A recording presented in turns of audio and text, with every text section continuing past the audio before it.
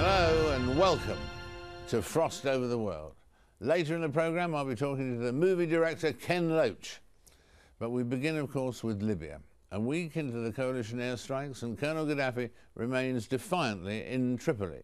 Benghazi may have been saved from a government onslaught, but there is little sign that Tripoli will fall to the rebels anytime soon. And who are these rebels anyway? Do they have a government in waiting to take over Libya if the regime falls?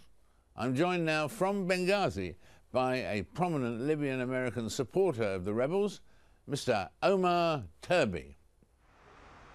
Omar, thank you very much for joining us. When did you get back to Benghazi on this trip? How long have you been back? I got about 3 days. Yeah. And what is the mood? How did you find Benghazi after you've been away in those 3 days? How has it changed? Well, it was getting pretty tense coming up Saturday because the UN passed a resolution Thursday afternoon, and then the people of Benghazi and the Eastern Board anticipated that the Allied forces and NATO would actually begin implementing the no-fly zone. So Friday was a pretty scary day for them. There were frantic calls from Benghazi to outside of Libya that some of Gaddafi's forces are on the gates of Benghazi, and he was actually, some planes were landing and bringing in some mercenaries in town.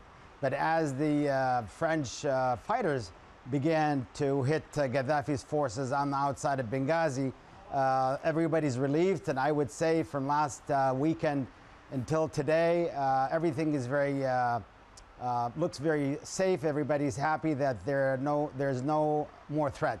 It's business as usual. Stores are open. People are going about their business, and hospitals are open. Everything is working very well. I imagine, yeah.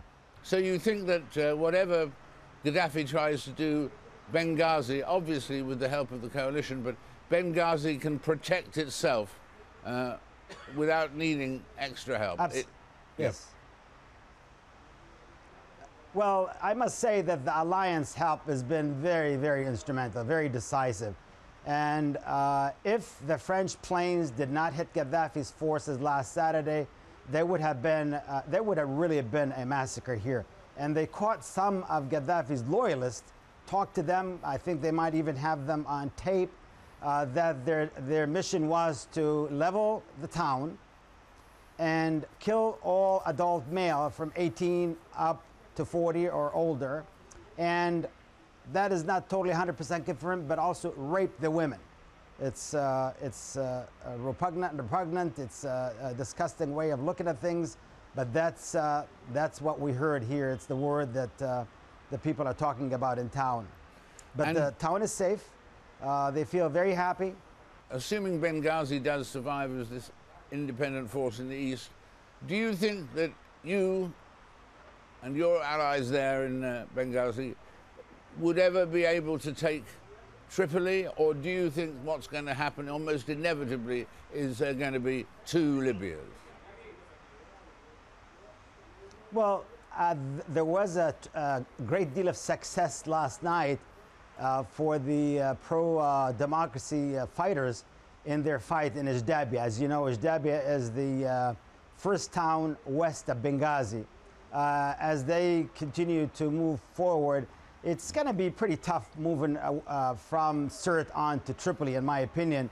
There will need tremendous help from the alliance, and my hope and the world community's hope that the alliance's fight against the Libyan regime in the west in Tripoli will be very decisive, and I'm sure you would imagine that we can imagine that the NATO, United States, France, and the rest of the European countries, along with some of the Arab countries that are helping, by the way, would like to see an end to this. And my prediction is, most people here are saying it took Tunisia 23 days because the Zain al-Abidin was there for 23 years. Everybody here is making an unqualified prediction that it will last about 42 days, as in 42 years that the Gaddafi regime has been in power.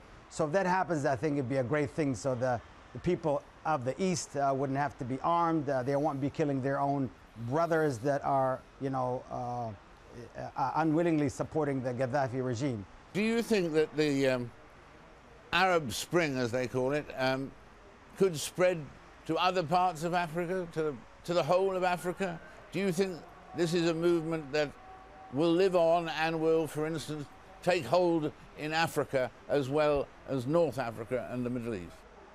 You know, Sir David Frost, this is a 20 to 21 years past due, as I'm sure you well recall, back in late 80s, early 90s, when Poland triggered the change of the Cold War to, move on to democratic regimes all over the area.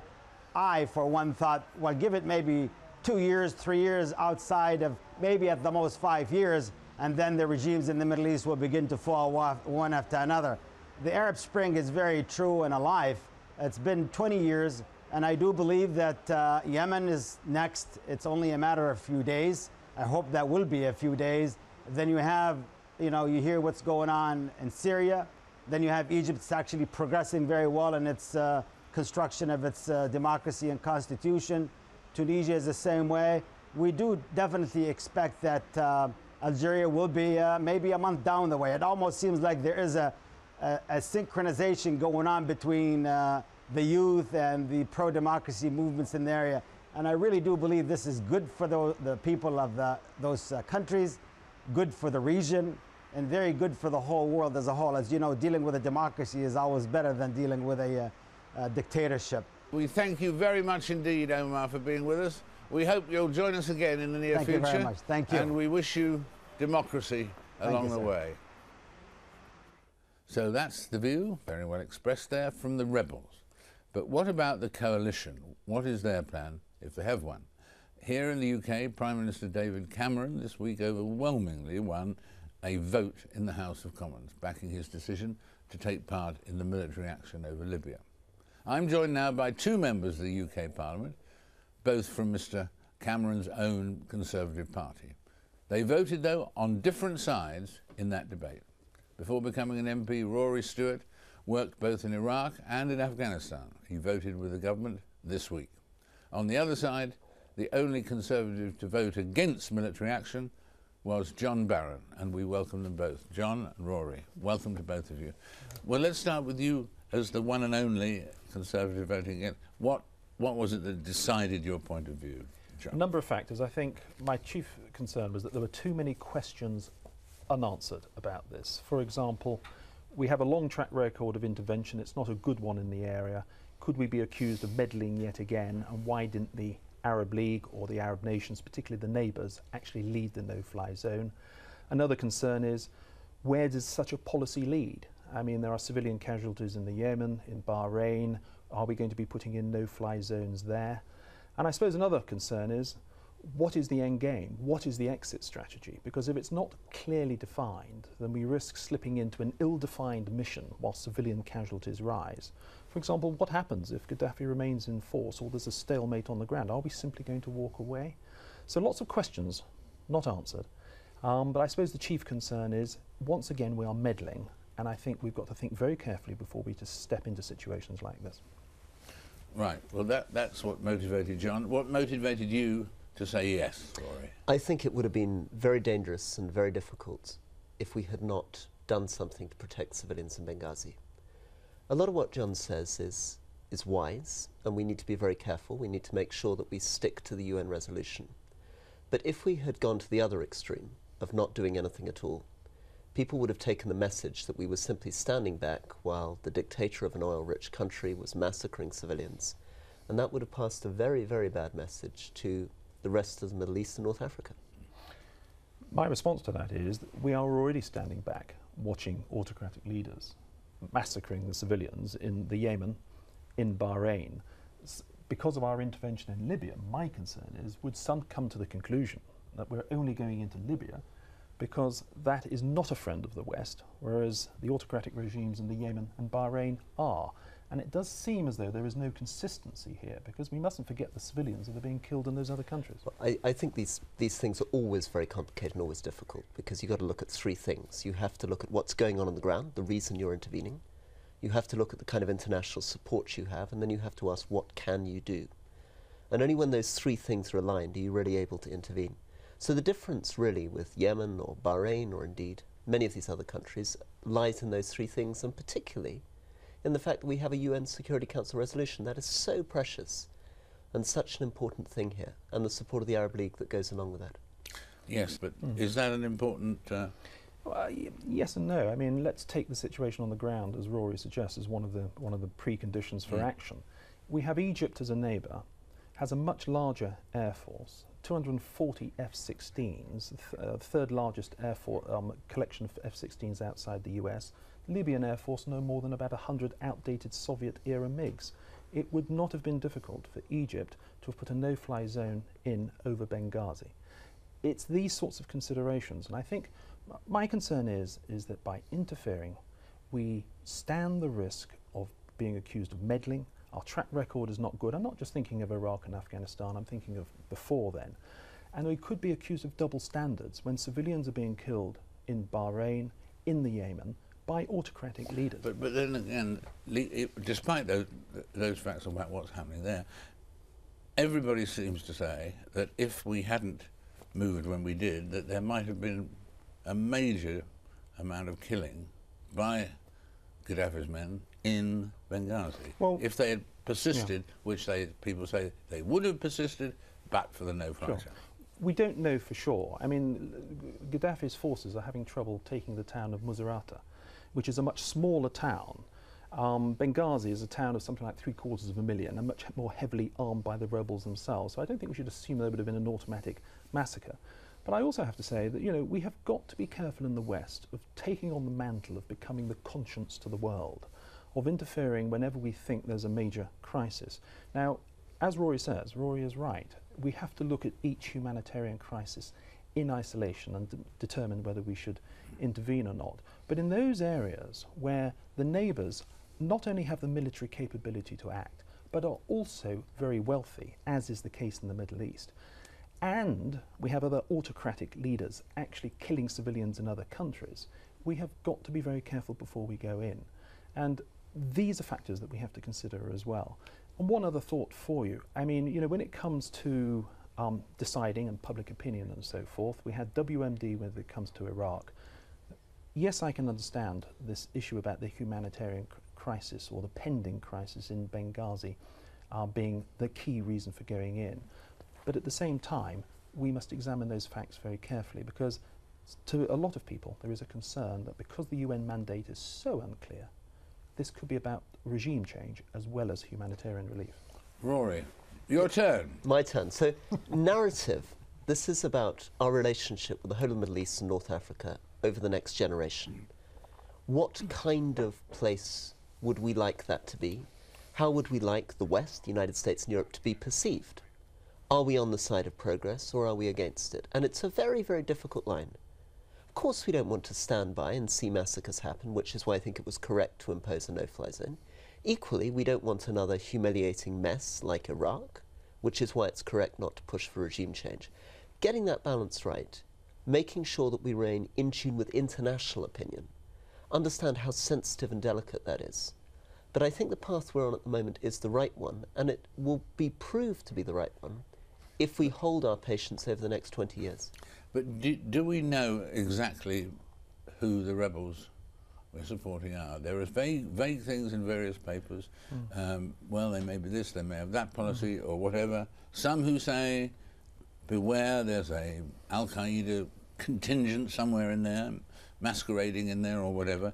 I mean, do we really know who we're supporting? No, I think there's a lot of confusion about who these rebels are. Some of them, as you know, are ex-members of the Gaddafi regime. Some of them are grassroots movements. Some of them may be more Islamist. That's another very good reason for us to keep our mandate as protecting civilians. We don't want to put ourselves into a situation where we are deeply embedded with the rebels and taking on Gaddafi. What we do know about the rebels, though, is that there's various reports, and there's a report on Capitol Hill at the moment doing the rounds. It suggests that twice as many Libyans are fighting as rebel fighters in Iraq than any other nationality, Yes, and yes. most of those come from the east of the country. Yeah. So I think it's a very valid question. We don't know what we're supporting here, and we've got to be very careful what we wish for, because don't forget, when the last time we had regime change in Libya 40 years ago, a number in the West were welcoming Gaddafi because of his democratic credentials. Absolutely, and that is an absolutely new factor, as you say. So is there anything that could change your minds? Your mind, your very, very skilled mind, are made up, but is there anything that would make you shake your confidence in your own position? Well, what would make me change my mind and regret my decision to vote in favour is if we got tempted to go in deeper. And there are lots of temptations out there which it's difficult for us to anticipate now. So if we began to exaggerate our fears of Gaddafi or exaggerate our sense of moral obligation and feel forced to put troops in on the ground so that we ended up in another Iraq-style situation, then I certainly would regret my decision, regret my inability to predict that a UN resolution, which should be about protecting civilians, could so easily be dragged into other things. For me, I don't think I'm going to change my mind on this for two reasons. One, I still believe that with extra prodding from the West, Egypt could put a no-fly zone into Benghazi and has the military capability to do so, to cover the civilian angle with regards to Benghazi. But secondly, we have got to be consistent about this. Rory quite rightly makes the point that, you know, we want to be on the side of progress. Well, if that is really true, then we should not be supporting the autocrats in the Yemen and Benghazi. There should not be Western support for those regimes, because at this very moment, all the headlines are on Libya, but we know very well that they are killing civilians and trying to put down rebellions, and that is not progress. So be on the side of progress, but for goodness sake, let's be consistent about this, otherwise we could lay ourselves open to the charge of hypocrisy. All right, well, what we'll do there, we have to leave it there, but we'll invite you back, get you on the phone wherever you are, to check what's happened and whether it accords with what you expected or hoped would happen or hoped would not happen in about a month's time. Okay. Thank you both very much indeed. Thank you. Thank you very much. And now, British master filmmaker Ken Loach. He's just released Route Irish, a film with a different perspective on the war in Iraq. The film deals with the mystery death of a private security contractor operating in Baghdad and his best friend's desperate quest for the truth. The exciting and politically charged film asks a lot of uncomfortable questions. It explores the privatization of war and a new breed of secret soldiers. I spoke earlier to Ken Loach himself, but first let's take a quick look at Ken Loach in action, not in person but in action, in Route Irish, out now at a cinema near you.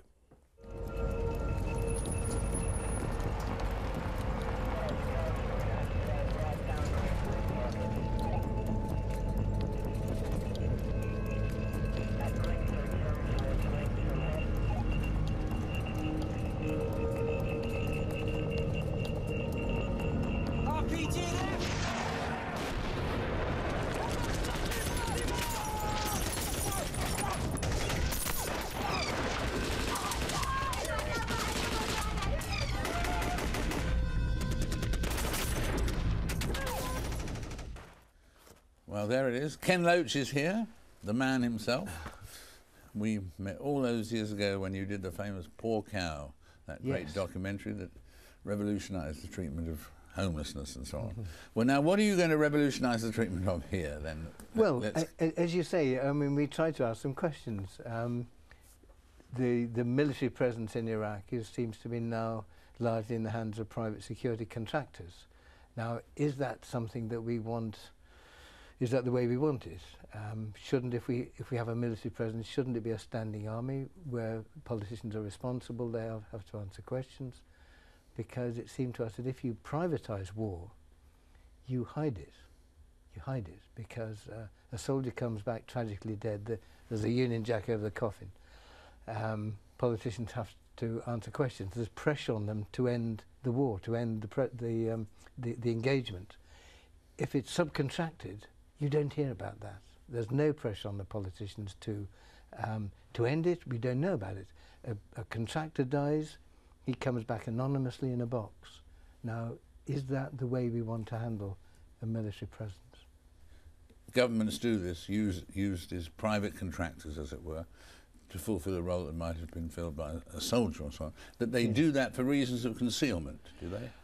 Well, they would deny that, but I think it's, from their point of view, it's a happy accident. It's much neater. It's like privatising anything or subcontracting anything. You don't have to maintain the army. You just pay for what you used.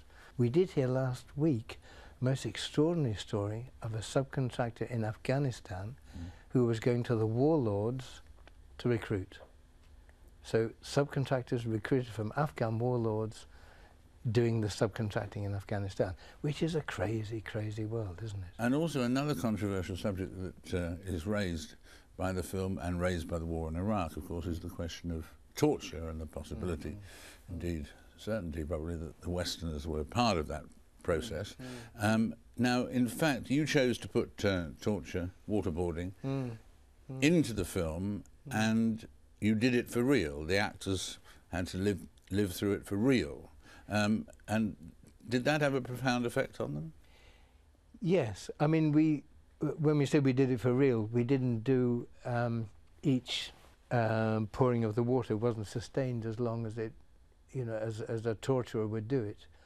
So it was a kind of sketch of what the real treatment would be. But it was bad enough. I mean, the guy, I mean, he wasn't tied down. He could sit up at any point. He could raise his hand. He could shout out. I mean, he wasn't bound. But nevertheless, it did have an effect on him. And in what way? He had a panic attack afterwards. Did he? Going home, and nightmares for a few nights afterwards. But I think it's important that what we see and what you rightly call torture is what the Americans were happy to condone and call enhanced interrogation techniques or some such euphemism for torture. And our government doesn't seem to have disassociated itself from it. Is this going to be war going to be a theme of your future works as well as this one? I don't know, David. I'm knocking on 75 now, so future work I kind of is. I hope it's not a fiction, but I don't know. We've done 2 or 3 war films, and maybe something with a smile on its face next time.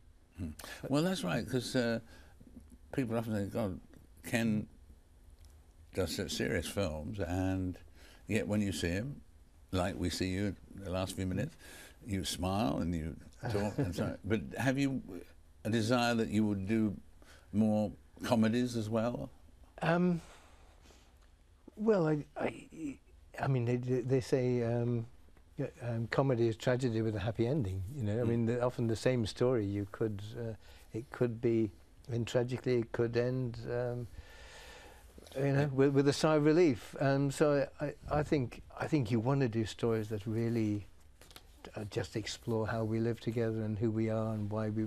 Where do they come from? Do the ideas come? You're on a bus and you see a headline in a paper, or you're sitting at home thinking hard. How does an idea hit you? Where does it come from? It comes. I'm sure you're the same. It comes from engagement with other people. I mean, I've been working with a writer called Paul Laverty for a long time. Long time, and we knock ideas backwards and forwards and send the football scores to each other, and then amongst all that, ideas come for films. You know. Well, good luck with this one, and thanks a lot. We don't know what the next one's going to be yet, do we? Not yet. No. Yeah.